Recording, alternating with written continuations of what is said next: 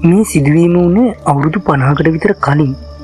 සබරගමුව පළාතේ උදකලා වුණු තේවත්තක් මැද පිහිටපු පරණ වලව්වක. ඒ වලව්වට ගම්මු කිව්වේ කළු වලව්ව කියලා. මොකද ඒකේ අයිතිකාරයා වුණු අප්පුහාමිරාල මන්ත්‍ර කුරුකම් වලට තදින් නැබ්බැහි වෙලා හිටපු හින්දා රාලහාමිට ඕන වුණා තමන්ගේ වත්තේ නිදානයක් ගන්න. ඒකට එයා තෝරගත්තේ අලුත් ක්‍රමයක්. මාසෝනව බිලි දීලා නිදානය ගන්න. එදා කළුවර පොහොය දවසක්.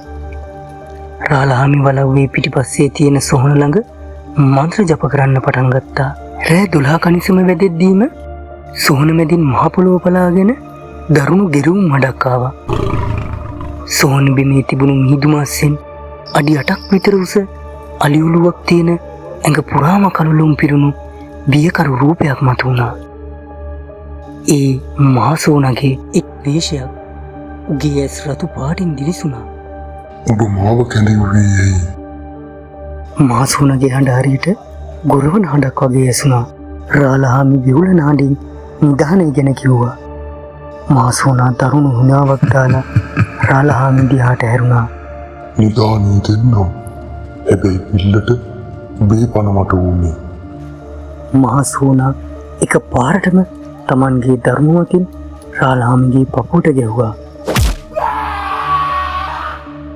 රාලහාමි එතනම ඇදගෙන වැටුණා. පහුවදා උදේ ගම්මු දකිද්දී රාලහාමිගේ පපුවේ දරුණු නිල් පාට අත්සලකුණක් තිබුණා. වලව්වේ දුරවල් හැම එකකම ඒ වගේම අත්සලකුණු තිබුණා. එදායින් පස්සේ කළු වලව්ව පාළු වුණා. හැබැයි අදටත් රෑ 12ට ඒ වලව්ව ළඟින් යන අයට ඇහෙනවලු මහසෝනගේ දරුණු හිනා හඬ. සමහරු කියනවා කළු වලව්වේ ජනේලයෙන් මහසෝනා තවමත් බිල්ලක් සොයමින් බලාගෙන ඉන්නවා කියලා.